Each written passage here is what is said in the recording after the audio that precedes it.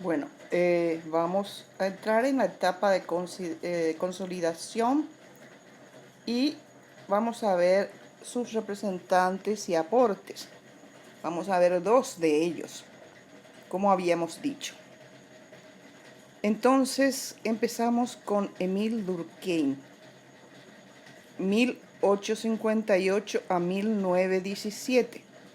Fue un sociólogo y filósofo francés.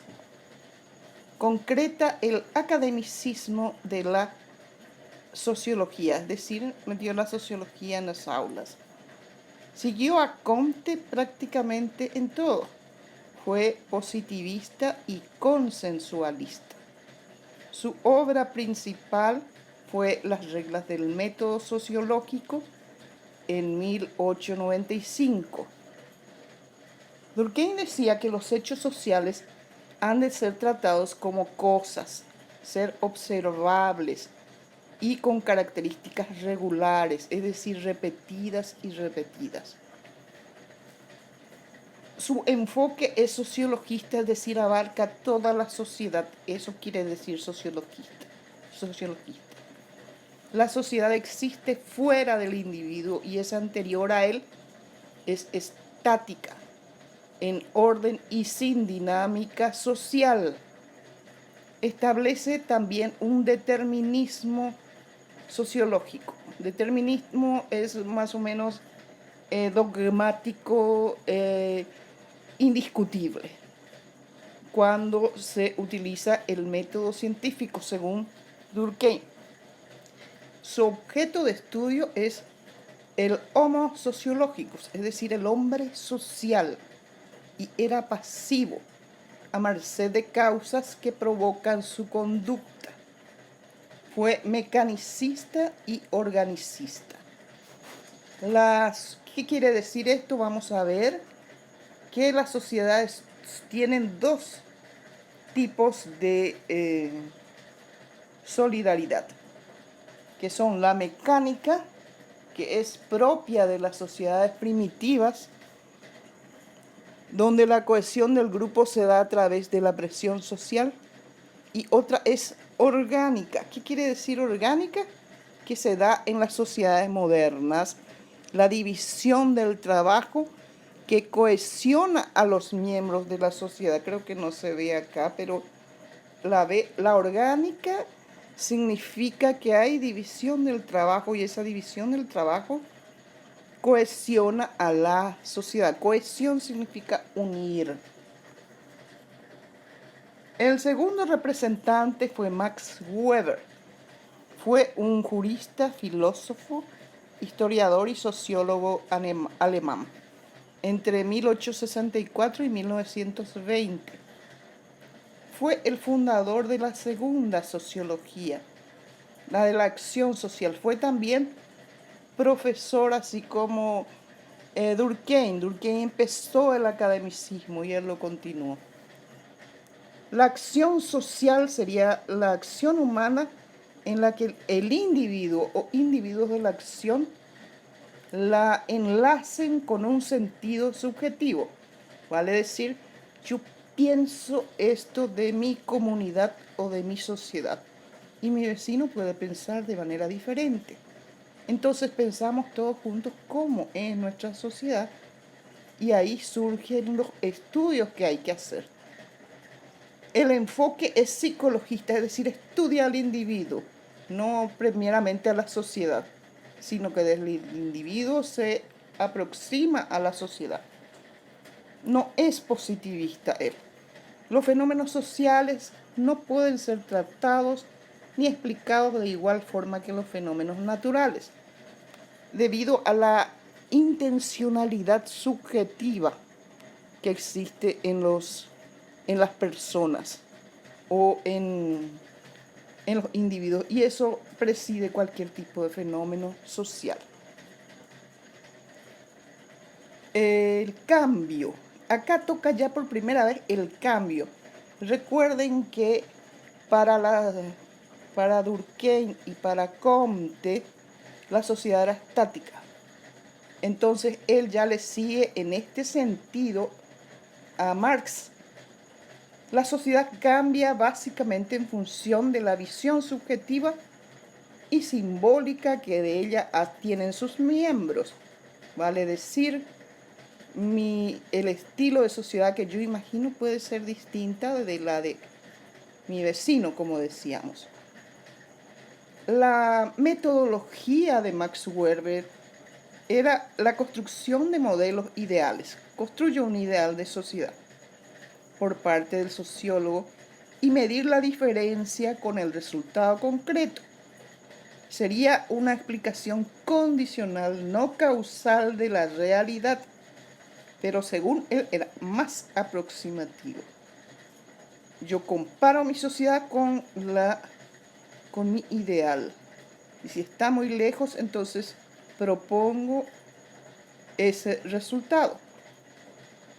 En cuanto a lo cuantitativo y cualitativo, metodológicamente hablando, decía él que la sociología como ciencia empírica, que es empírica significa de la experiencia, de la experimentación, que es positiva o cuantitativa, debe buscar la causa de la acción de los miembros de la sociedad a través de la interpretación cualitativa entre los fenómenos individuales. Vale decir, por primera vez, Max Weber introduce la metodología cualitativa. Él dice que había que interpretar lo que resulta en la sociedad, lo que estamos observando. Etapa de crisis. Se inicia entre los años 60 y 70 aproximadamente hasta hoy. Recordemos algunos eventos. Hubo la Guerra Fría, hubo revoluciones sociales por los derechos humanos de los negros, las mujeres, el ambiente, de todo tipo de revolución cultural también. Hubo una ambivalencia entre la modernidad y versus posmodernidad. Posmodernidad nació como todo lo contrario a la modernidad. Incluyó la revolución hippie, por ejemplo, y la revolución en el arte, en muchas expresiones culturales. También había una dialéctica o digamos, confrontación entre universalismo y multiculturalismo. El universalismo es producto de la modernidad y multiculturalismo es producto de la posmodernidad. Pero nace una tercera sociología que es con la cual nace también el interculturalismo de los años 80. Ahí se une lo universal con lo multicultural en lo intercultural. Vale decir, ¿por qué solamente universalidad? ¿Por qué no también multiculturalidad? ¿Por qué solo lo universal? También hace falta lo micro, es decir, estudiar a los individuos. Entonces, en todo eso nació lo intercultural. Acá nace también la teoría crítica. La crisis en relación con las sociedades capitalistas, crisis de racionalidad y legitimación en el plano del sistema político y crisis de motivación en la sociedad sociocultural, en la del sistema sociocultural. Es decir, había una crisis dentro del individuo y dentro de la sociedad. El sociólogo ahora debe dar explicación de los fenómenos sociales y su enjuiciamiento crítico, pero interpretándola y también en una línea de la sociología comprometida, y en ese sentido tiene problemas con la epistemología, que el sociólogo no debe ser parte o juzgar algo. Muy bien, el fundador de la tercera sociología es Jürgen Habermas, 1929. Fue un filósofo y sociólogo alemán. Nace con él y toda su corriente alrededor de él. Es la tercera sociología, la sociología crítica cultural. Su obra fue La teoría de la acción comunicativa. Para él, la socialización de la sociedad a los individuos es tan importante como la individualización de los individuos a la sociedad.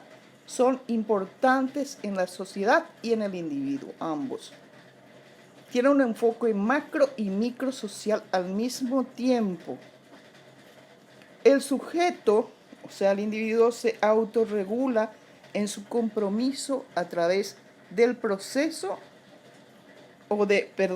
el sujeto en su comportamiento se autorregula tanto en la socialización que recibe como en la individualización que da como aporte a la sociedad.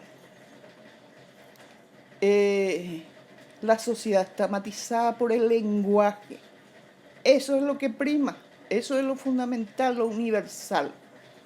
En la comunicación debe haber esa racionalidad comunicativa. No decir las cosas por opinión nomás, sino algo fundamentado y basado en valores. Ubica a la cultura popular como opuesta a la dominante. Por eso hay una crítica cultural. Por eso se llama sociología crítica cultural. Muy bien, Jürgen Habermas también dice que la participación popular es importante en la toma de decisiones y puede ser efectiva en procesos emancipatorios, que quiere decir liberadores, tanto individuales como colectivos.